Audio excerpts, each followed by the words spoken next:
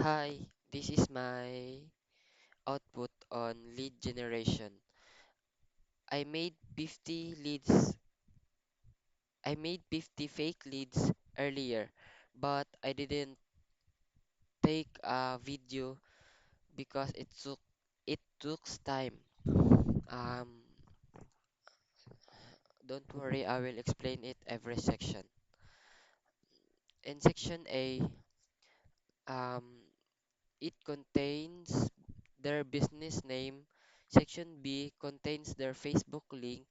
Section C contains their contact name. Section D contains their contact email.